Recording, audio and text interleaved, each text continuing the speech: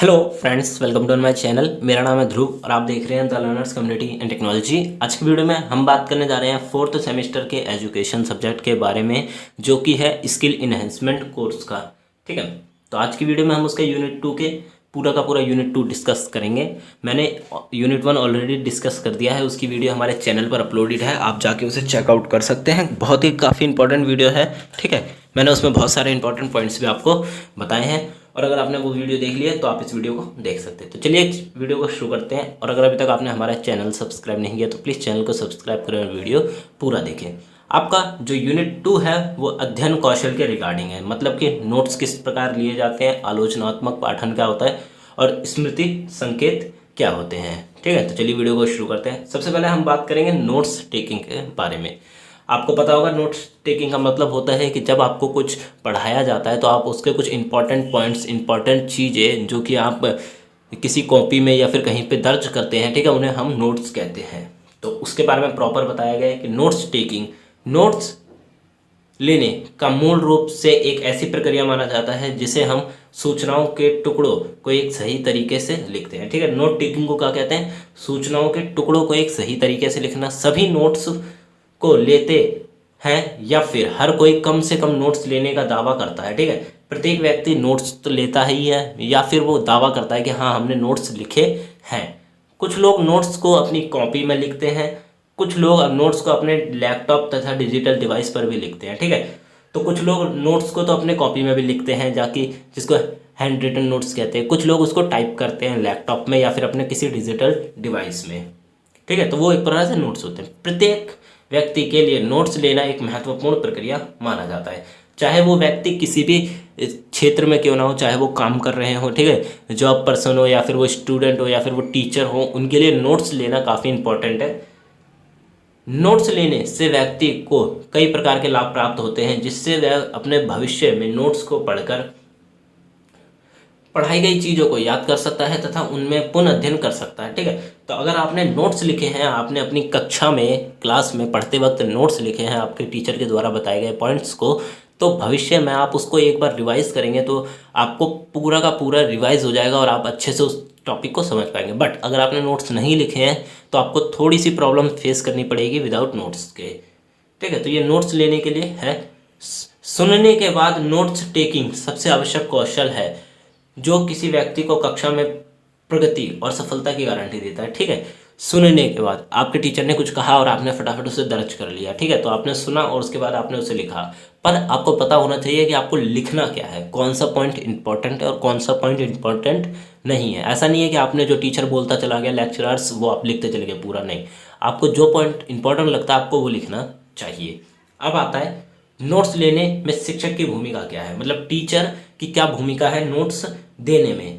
अगर आपको teacher notes दे रहा है या फिर अगर आप नोट्स ले रहे हैं तो उसमें टीचर की क्या भूमिका है। तो पहला पॉइंट आता है कि नियमित पठन में प्रमुख सामग्री की अवधारणाओं की व्याख्या करना, मतलब दैनिक जीवन में आप या फिर आप जो नियमित रूप से पढ़ते हैं उसमें प्रमुख चीज़ें क्या क्या हैं।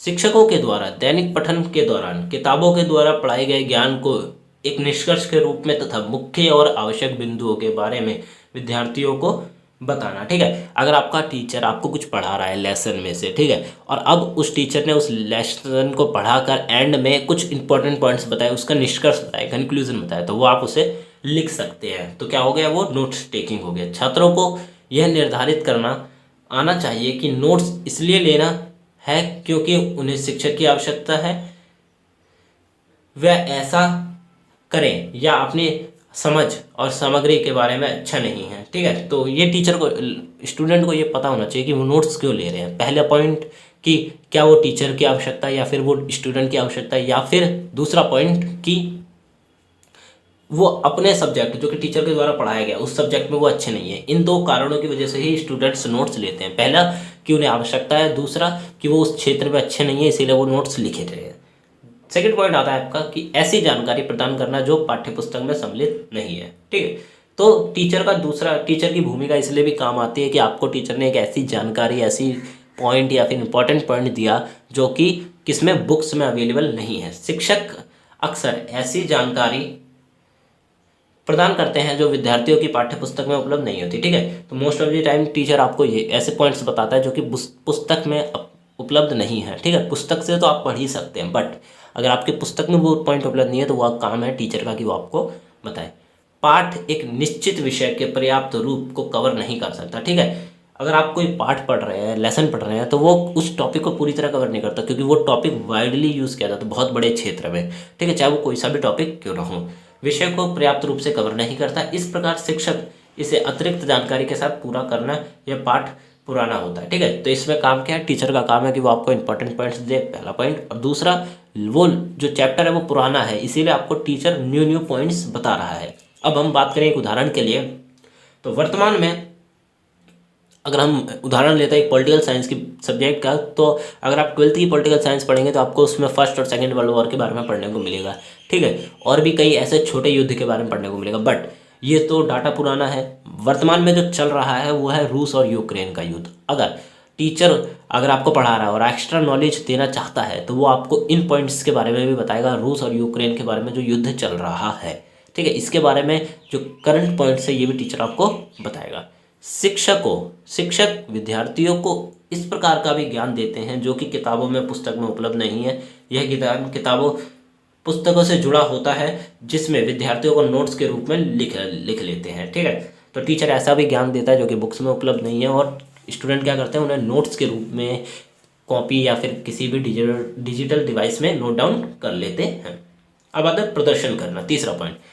प्रदर्शन करने से तात्पर्य है कि शिक्षक के द्वारा कक्षा में विद्यार्थियों को विचारों को प्रदर्शित करने के लिए प्रदर्शन किया जाता है। ठीक है, अब एक उदाहरण से समझते हैं कि एक क्लास में एक टीचर है और काफ़ी सारे स्टूडेंट्स हैं। अब स्टूडेंट्स के जो विचार हैं उनको आप कह सकते हैं प्रदर्शित करने के लिए टीचर क्या करेगा, प्रदर्शन करके दिखाएगा। प्रदर्शन के लिए टीचर क्या करेगा, एक सामाजिक विज्ञान का शिक्षक एक अतिथि वक्ता को विदेशी संस्कृति और कलाकृति का प्रदर्शन करने के लिए कक्षा में बुलाता है। ठीक है, तो एक टीचर क्या करता है, सामाजिक विज्ञान का टीचर एक ऐसे व्यक्ति को बुलाता है जो किसी और कंट्री से आया है और उसको अपनी कंट्री की जो आप कह सकते हैं कि कल्चर, ठीक है, संस्कृति और कलाकृति के बारे में बहुत अच्छा ज्ञान है, तो उसको बुलाता है और उसकी जो संस्कृति है उसके बारे में स्टूडेंट्स को बताता है, और स्टूडेंट्स क्या करते हैं, नोट डाउन कर लेते हैं। तो मतलब टीचर ने क्या करा, प्रदर्शन करके दिखाया। अब आता है फोर्थ पॉइंट, असाइनमेंट और गृह कार्य समझना। शिक्षक संस्थान में लगभग हर दिन गृह कार्य देते हैं। ठीक है, होमवर्क, जिसको हम होमवर्क भी कहते हैं, टीचर प्रतिदिन एवरीडे आपको होमवर्क देते हैं। यह वह प्राथमिक क्रिया है जिनके द्वारा शिक्षक को यह पता चलता है कि कक्षा में कौन पढ़ रहा है और कौन नहीं पढ़ रहा है। ठीक है, तो ये जो होमवर्क है इसके थ्रू टीचर ये जान पाते हैं कि क्लास में कौन पढ़ रहा है, कौन नहीं पढ़ रहा, कौन प्रगति कर रहा है, कौन नहीं कर पा रहा। ठीक है, क्योंकि होमवर्क टाइम पे कंप्लीट करना और साथ के साथ होमवर्क के साथ जो आप नॉलेज उसमें नोट डाउन करते हैं वो टीचर देख के समझ पाता है। अब एक प्रकार से प्रगति का आकलन करते हैं। टीचर क्या करेगा, प्रगति का आकलन करता है होमवर्क के द्वारा। उनके महत्व को ध्यान में रखते हुए छात्र को उस समय ध्यान देना चाहिए जब शिक्षक एक असाइनमेंट की घोषणा करता है और उसे अपने नोट्स के रूप में लिख लेना चाहिए। ठीक है, जब भी टीचर कुछ असाइनमेंट या फिर होमवर्क दे रहा है तब आपको क्या करना है, नोट डाउन कर लेना है उसे नोट्स के रूप में। अब नोट्स टेकिंग का कौशल, ये one of the most important point है। ठीक है, और इसी के रिगार्डिंग पिछले साल क्वेश्चन भी पूछा गया था एग्जाम्स में कि नोट टेकिंग के कौशल के रिगार्डिंग आपको आंसर देना है। ठीक है, तो इस वाले पॉइंट को आप बहुत अच्छे से ध्यान से पढ़िए। पहला आता है उपयुक्त समय पर नोट्स लेना। उपयुक्त समय पर नोट्स लेने से क्या तात्पर्य है कि सही समय पर, पूरी क्लास में आपको नोट्स नहीं लिखने, बट जब आपको लगे कि अब समय आ गया है नोट्स लिखने का तभी आपको लिखना है। कैसे, एक छात्र के लिए यह बहुत महत्वपूर्ण है कि उसे पता हो कि कब नोट्स को लिखना है। ठीक है, ये इंपॉर्टेंट है छात्र के लिए, स्टूडेंट के लिए, कि नोट्स को कब लिखना है ये उसे पता होना चाहिए। पूरे लेक्चर में वो नोट्स नहीं लिखेगा। अगर 40 मिनट का लेक्चर होता है तो वो 40 मिनट नोट्स नहीं लिखेगा, क्योंकि 40 मिनट में टीचर बहुत सारी चीज़ें बता देता, तो वो सब नहीं लिखनी, क्योंकि कक्षा में बताई गई प्रत्येक चीज़ नोट्स के रूप में नहीं लिखी जा सकती। छात्र को महत्वपूर्ण और औपचारिक जानकारी के बीच में अंतर आना चाहिए। ठीक है, स्टूडेंट को ये पता होना चाहिए कि कौन सी चीज़ इंपॉर्टेंट है और कौन सी चीज़ इंपॉर्टेंट नहीं है। उन्हें यह निर्धारित करना चाहिए कि ज्ञान उनके लिए परिचित है या नया है। ठीक है, तो स्टूडेंट को ये पता होना चाहिए कि जो टीचर ने नॉलेज दी है, ज्ञान दिया है, ठीक है, वो उस ज्ञान को जानते हैं, उससे परिचित है या फिर नहीं है। अगर परिचित नहीं है तो लिख लें, अगर परिचित है तो उसको ना लिखें अगर आपको समझ में आता है तो। फिर आता है सेकंड पॉइंट, परिभाषा और उदाहरण के लिए नोट्स लेना। ठीक है, परिभाषा और उदाहरण से क्या तात्पर्य है कि हर एक पॉइंट का कुछ ना कुछ परिभाषा दी जाती है। ठीक है, अगर आपको परिभाषा याद नहीं हो रही तो आप परिभाषा को नोट्स के रूप में लिख सकते हैं। जैसे कि छात्रों को अपनी कक्षा में उपयोग किए जाने वाले विशेष शब्दावली का पूरा ध्यान होना चाहिए तथा अध्यापक के द्वारा बताई गई परिभाषा और उदाहरणों को नोट्स के रूप में, महत्वपूर्ण नोट्स के रूप में लिख लेना चाहिए। ठीक है, तो टीचर के द्वारा बताई गई जो एक्सप्लेनेशन है, जो परिभाषाएं हैं, ठीक है, डेफिनेशंस जिसे कहते हैं, और साथ में जो इम्पोर्टेंट चीज़ें हैं वो आपको लिख लेनी चाहिए। इसीलिए उन नोट्स के रूप में लिख लेना चाहिए जिससे कि भविष्य में आपको, अगर आप एग्ज़ाम हो, टेस्ट हो, तो आपको परिभाषा और आपका जो उदाहरण देने का तरीका है उसमें बिल्कुल भी कमी ना हो, उस समय आपके पास किसी भी प्रकार के ज्ञान की कमी ना हो। फिर आता है असाइनमेंट और टेस्ट लेना। कक्षा में घोषित की गई जानकारी तथा परीक्षा की तारीख को महत्वपूर्ण जानकारी के रूप में लिखा जाना चाहिए। ठीक है, टीचर के द्वारा बताई गई इंपॉर्टेंट पॉइंट्स, साथ में एग्जाम की डेट, ये आपको एक नोट्स के रूप में लिख लेनी चाहिए। इस जानकारी को छात्र का ध्यान टेस्ट तथा असाइनमेंट की तरफ रहता है। ठीक है, अगर आपने उसको कहीं लिखा है तो आपको ध्यान में रहेगा कि हाँ मेरा असाइनमेंट उस दिन सबमिशन है या फिर मेरा टेस्ट उस दिन है। उदाहरण के लिए असाइनमेंट के लिए एक बड़ा ए मार्जिन, ठीक है, आप उदाहरण के लिए असाइनमेंट के लिए बड़ा ए लिख सकते हैं और टेस्ट के लिए बड़ा टी लिख सकते हैं,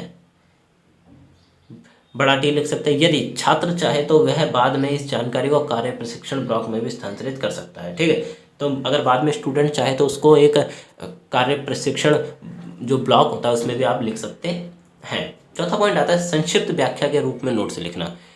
छात्र को नोट्स से लिखते वक्त विषय की पूरी जानकारी को लिखना चाहिए जिससे कि भविष्य में वह किसी भी जानकारी से वंचित ना रह जाए। ठीक है, अगर आप किसी पॉइंट या नोट्स को लिख रहे हैं किसी पॉइंट के रिगार्डिंग, तो आपको हर एक इंपॉर्टेंट पॉइंट तो लिखना ही लिखना है। ठीक है, और आप चाहें तो उसे एक्सप्लेनेशन में भी लिख सकते हैं ताकि भविष्य में आपको वो नोट्स पढ़ने के बाद आप अगर उसकी एक्सप्लेनेशन पढ़े तो आपको बहुत अच्छे से समझ में आ जाए। फिर आता है क्वेश्चन पॉइंट नंबर 5 कि पाठनीय नोट्स, ऐसे नोट्स जिनको आप पढ़ सकते हैं। ऐसे नोट्स मत लिखिए जिनको आप भविष्य में नहीं पढ़ सकते। जैसे कि नोट्स देखने में स्पष्ट होने चाहिए, दिन या सप्ताह के बाद समझ में आ सके, छात्र की राइटिंग भी साफ होनी चाहिए जिससे कि भविष्य में नोट्स को पढ़ने में किसी प्रकार की परेशानी ना हो। ठीक है, अगर आप नोट्स लिख रहे हैं तो आपकी राइटिंग साफ होनी चाहिए, नोट्स लिखने का तरीका अच्छा होना चाहिए जिससे कि भविष्य में अगर आप नोट्स को पढ़ते हैं हफ्ते भर बाद, महीने भर बाद, तो जो नोट्स हैं वो आपको समझ में आ जाने चाहिए। वो इस प्रकार लिखिए कि आपको समझ में आए, बाकियों का तो अलग बात है, पर अगर आपको समझ में आ रहे हैं तो आपके नोट्स हेल्पफुल हैं। छठा पॉइंट आता है कक्षा के अंत में सतर्कता बनाए रखना। इसका ये इंपॉर्टेंट पॉइंट सिर्फ इतना ही कहता है कि कक्षा में सतर्कता बनाए रखना कब, अंत में। क्यों? क्योंकि पूरा लेसन पढ़ाने के बाद एंड में टीचर कुछ ऐसे पॉइंट्स बताते हैं, कुछ ऐसे निष्कर्ष या फिर कंक्लूजन बताते हैं जो कि बहुत ही ज़्यादा इंपॉर्टेंट होते हैं और उन्हीं के थ्रू आप पूरा का पूरा आंसर डेवलप्ड कर सकते हैं किसी क्वेश्चन का। ठीक है, तो कक्षा के एंड में क्या करना है, आपको सतर्कता बनाए रखनी है। फिर नोट्स को, सातवां पॉइंट आता है नोट्स को उचित नाम और तारीख के साथ दर्ज करना।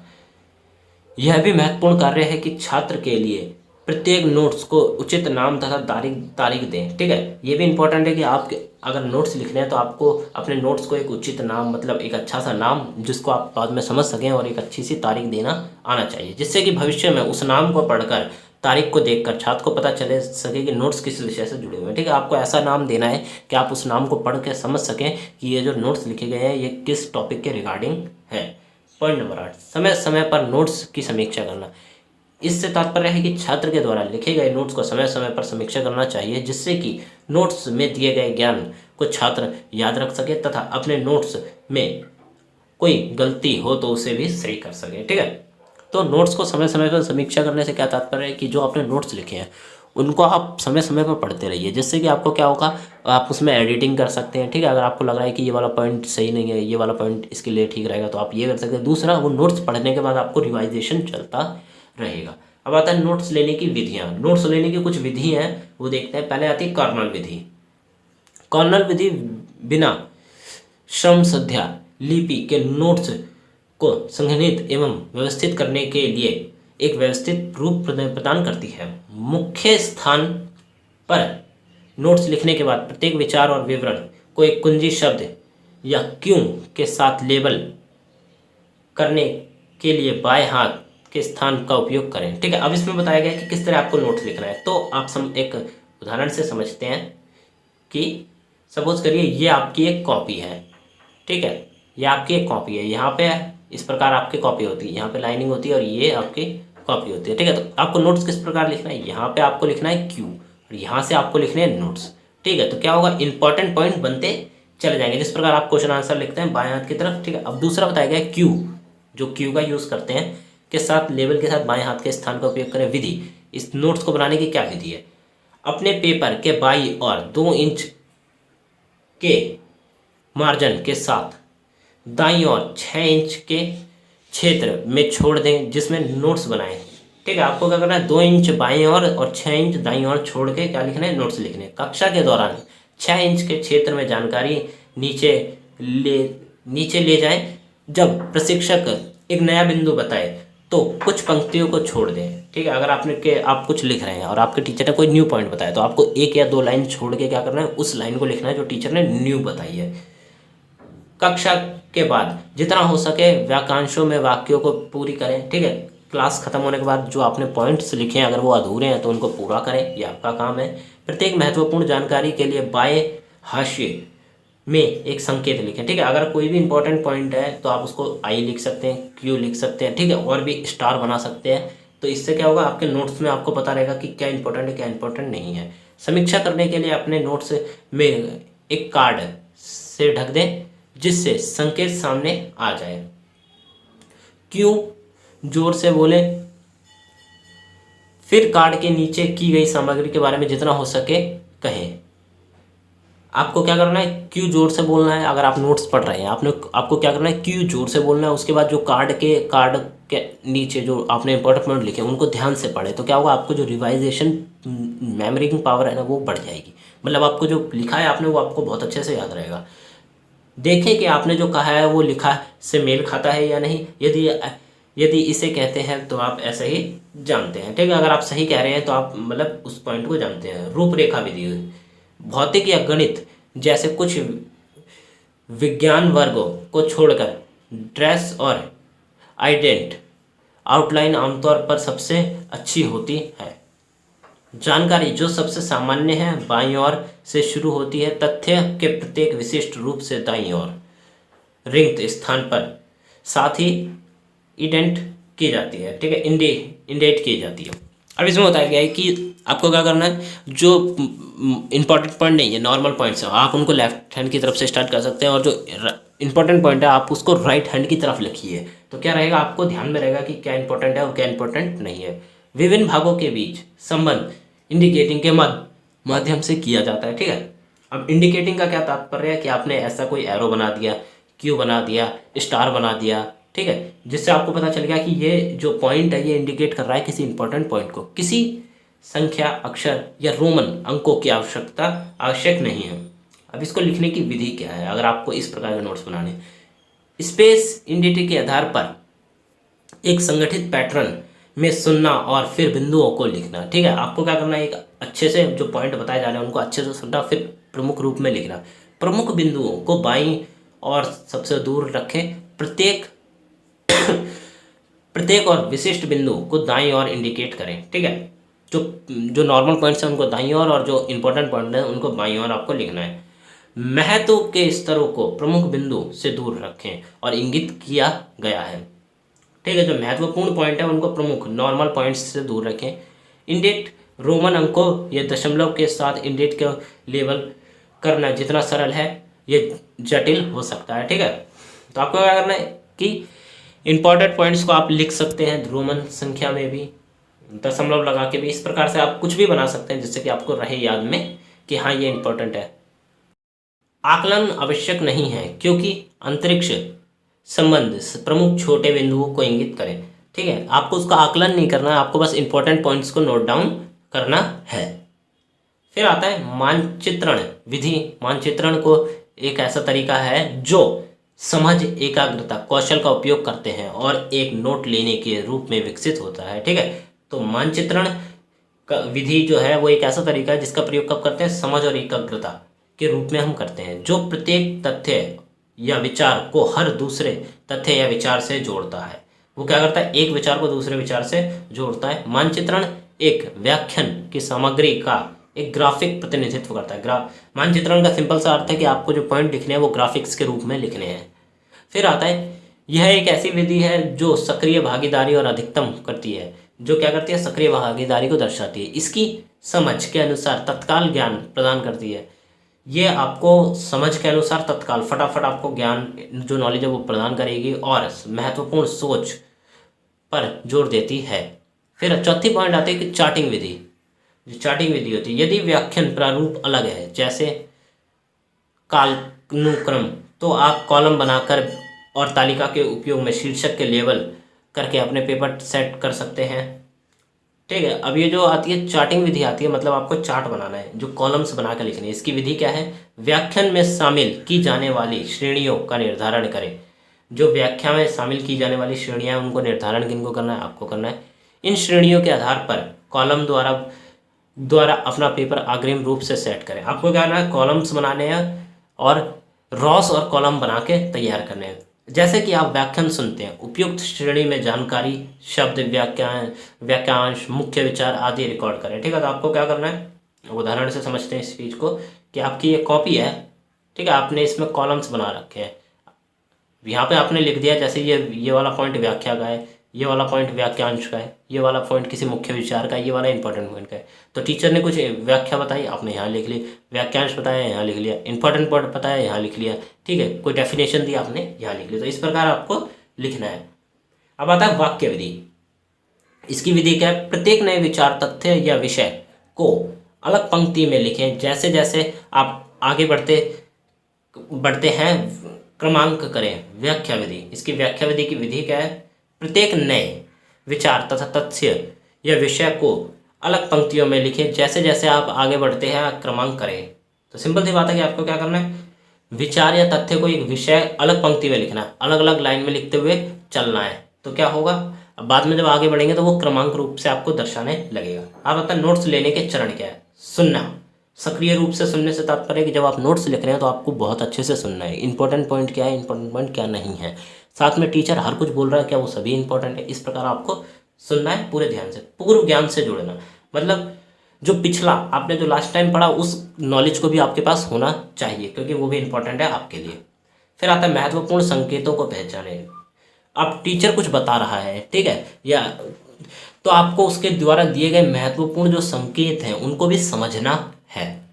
मुख्य विचारों का रिकॉर्ड करना, ठीक है, जो मुख्य भावनाओं को सुनना और कैप्चर करना और प्रासंगिक उदाहरणों को सुनने के बीच में संतुलन बनाना। ठीक है, टीचर के द्वारा बताए गए जो मुख्य विचार हैं उनको आपको दर्ज करना है, कैप्चर करना है, साथ में उसके जो उदाहरण दिए गए हैं उनको भी आपको यही करना है। पांचवा आता है समीक्षा और संशोधित करना। सामग्री को फिर से देखना, रेखांकित करना, नोट्स को फिर से कॉपी करना और संशोधित करना। आपने जो सीखा है उसे याद रखना, अपनी सहायता करना और सभी तरीकों से। ठीक है, तो समीक्षा करना और संशोधित करने से क्या तात्पर्य, सिंपल सी बात है कि आपने जो नोट्स लिखे हैं उन नोट्स को आपको समय के साथ समीक्षा करते रहना है। ठीक है, और जब आपने लिखा हो जस्ट उसके बाद ही आपको उसको समीक्षा एक बार करनी है। आपको पता होना चाहिए कि आपने क्या लिखा है, गलत तो नहीं लिखा कुछ। अगर गलत लिखा है तो आप उसको वहीं पर सही कर सकते हैं। ठीक है, आपका इम्पोर्टेंट पॉइंट या फिर नेक्स्ट टॉपिक जो है वो है आलोचनात्मक पठन, मतलब क्रिटिकल रीडिंग। किसी टॉपिक को क्रिटिकली रीड करना बहुत अच्छे से, बिल्कुल आप कह सकते हैं कि डीप में जाके उस टॉपिक को पूरा कवर अप करना। आलोचनात्मक रूप से पढ़ने का मतलब यह नहीं कि आप जो पढ़ते हैं आप उसकी आलोचना करना जरूरी है। ठीक है, तो मतलब आलोचनात्मक शब्द का मतलब ये नहीं है कि आप जो पढ़ रहे हैं आपको उसकी आलोचना करनी है। ठीक है, क्रिटिसाइज करना है, नहीं।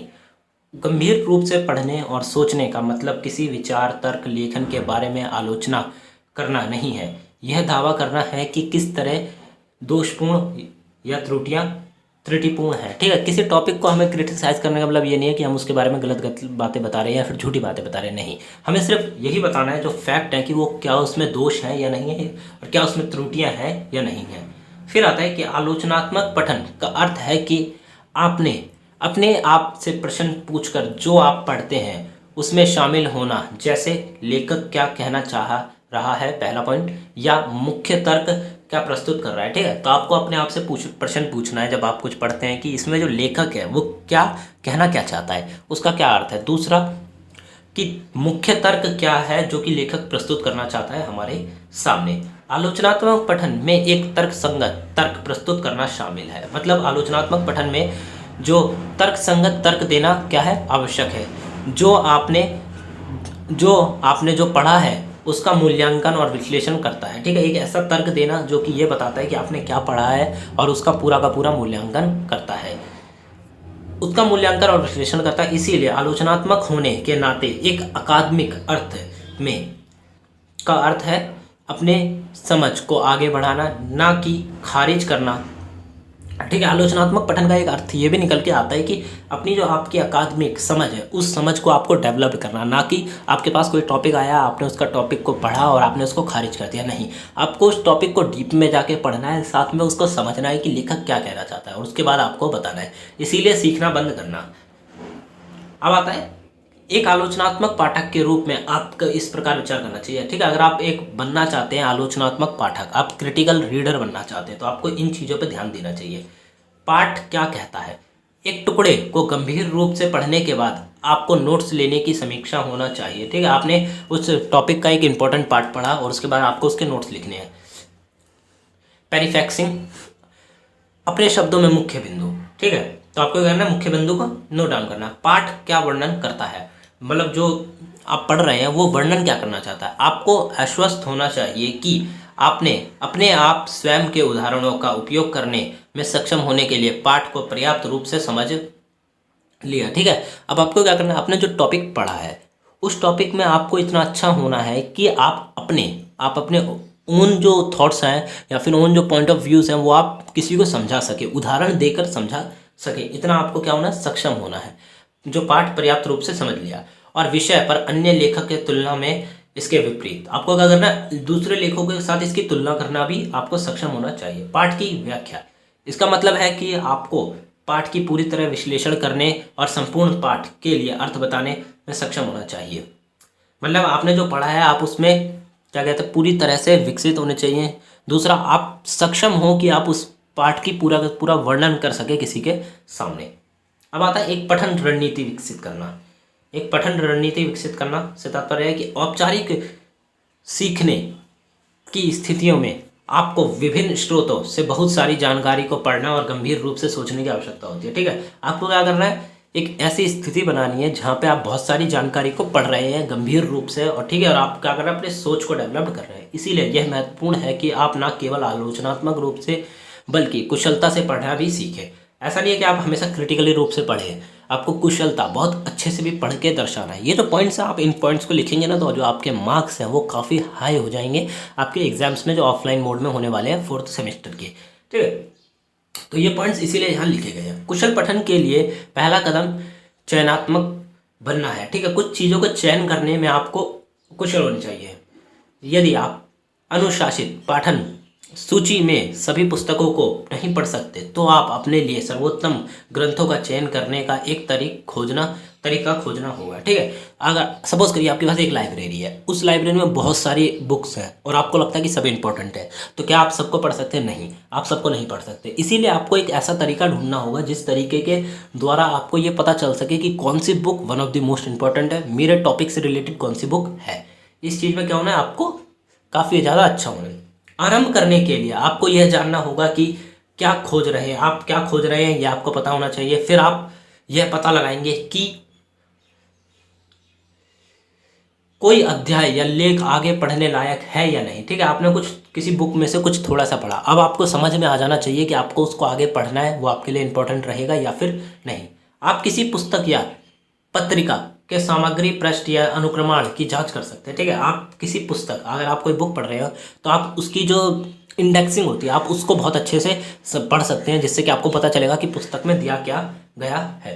एक बार जब आप एक उपयुक्त टुकड़ा चुन लेते हैं तो अगला कदम गति पढ़ना होता है। ठीक है, अगर आपने कुछ चुन लिया कि आपको ये पढ़ना, अब आपको क्या करना है, स्पीड में पढ़ना है। गति रीडिंग, मतलब गति में स्पीड रीडिंग करनी है काफ़ी अच्छे से, कि आपको ऊपर से ओवरव्यू मिल सके कि इस पॉइंट में क्या लिखा गया है। स्पीड रीडिंग को अक्सर स्कीम रीडिंग या स्कैनिंग के रूप में भी जाना जाता है। एक बार जब आप प्रासंगिक पाठ का पहचान कर लेते हैं, जैसे कि पुस्तक में एक अध्याय, तो आपको प्रत्येक अनुच्छेद के पहले कुछ वाक्यों को स्कैन करना चाहिए ताकि इसमें शामिल विषय क्षेत्र समग्र प्रभाव प्राप्त हो सके। ठीक है, अब आपने कोई टॉपिक चुन लिया, कोई लेसन चुन लिया जिसके बारे में आपको क्या है पढ़ना है। अब आपको क्या करना है, उसको ऊपर से स्कैन करना है, कुछ लाइंस को पढ़ना है, जिससे कि आपको एक आइडिया मिल जाएगा, एक पॉइंट ऑफ व्यू मिल जाएगा कि इस चैप्टर में बताया क्या गया है।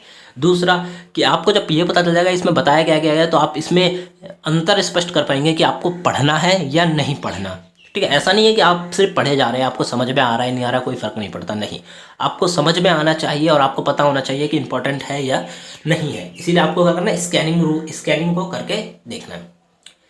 स्कैन रीडिंग का अनिवार्य रूप का मतलब है कि आप जानते हैं कि आप क्या खोज रहे हैं, आप उन अध्यायों या अनुभागों की पहचान करते हैं जो आपके लिए सबसे अधिक प्रासंगिक है और बाकी अनदेखा कर देते हैं। ठीक है, तो आपको क्या है, आप बुक में लेसन में बहुत सारी इंपॉर्टेंट चीज़ें दी होती हैं। ठीक है, तो आपको हर कुछ नहीं पढ़ना, आपको जो चीज़ चाहिए आप सिर्फ उस पर ही ध्यान दीजिए, बाकी सबको छोड़ दीजिए। फिर आता है जब आप स्पीड रीड करते हैं तो आप पाठ में उठाए गए तर्कों या विषयों की पूरी जानकारी हासिल करने लक्ष्य नहीं होता। ठीक है, जब आप स्पीड रीड करते हैं तो आपका जो लक्ष्य होता है, टारगेट होता है, वो ये नहीं होता कि आपको हर चीज़ को पढ़ना है, नहीं, हर तर्क को पढ़ना है, नहीं, आपको क्या है, आपको जो इंपॉर्टेंट पॉइंट चाहिए वो आप पढ़ते हैं, बाकी सबको आप छोड़ देते हैं। केवल यह निर्धारित करना है कि तरीका है कि पाठ किसके बारे में है। जब आप एक प्रासंगिक या दिलचस्प खंड पढ़ते हैं तो आपको अपने पढ़ने की गति को नाटकीय रूप से धीमा करना की आवश्यकता होगी।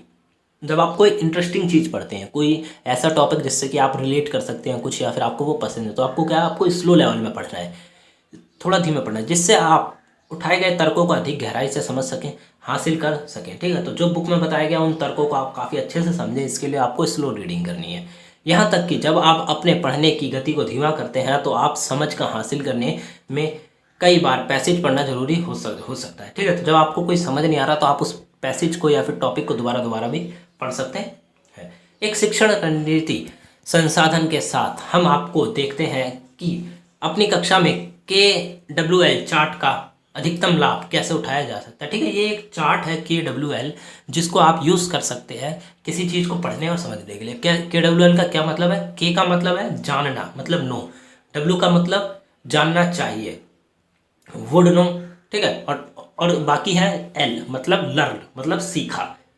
तो ये जो तीन चीज़ें हैं KWL, इसको आपको पता होना चाहिए। शिक्षक इन ग्राफिक आयोजक चार्ट पर भरोसा करते हैं ताकि छात्रों को किसी विषय या विषय पर शोध करते समय पूर्व ज्ञान और व्यक्तिगत जिज्ञासा का उपयोग करने के लिए प्रोत्साहित किया जा सके। ठीक है, जो टीचर्स हैं वो जो इन चार्ट्स हैं KWL के चार्ट्स, इनके ऊपर क्या करते हैं, भरोसा करते हैं कि जब स्टूडेंट इनको देखेगा तो उसके दिमाग में एक आइडिया बन जाएगा कि उसको किसी टॉपिक को किस प्रकार पढ़ना है।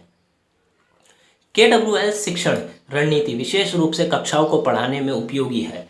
ठीक है, KWL जो शिक्षण नीति है उसको क्या है, वो कक्षा में पढ़ाने के लिए उपयोगी है, लेकिन विज्ञान और सामाजिक अध्ययन जैसे बड़े अन्य विषयों के लिए भी ये काफ़ी इंपॉर्टेंट है। ठीक है, अगर आप विज्ञान के स्टूडेंट है या फिर सामाजिक विज्ञान के स्टूडेंट है तो आपको इस तरीकों को यूज़ करना चाहिए। फिर आता है SQR3, एक संक्षिप्त रूप में इसका अर्थ है।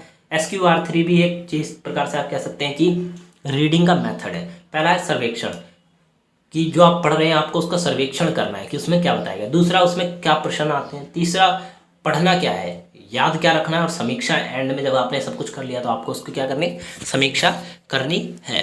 तो ये है आपके सेकेंड यूनिट के मोस्ट इंपॉर्टेंट पॉइंट जो कि आज की वीडियो में हम डिस्कस करें। आपको पॉइंट कैसे लगे आप हमें जरूर बताएं। वीडियो अच्छी लगी तो लाइक करें, चैनल को सब्सक्राइब करें।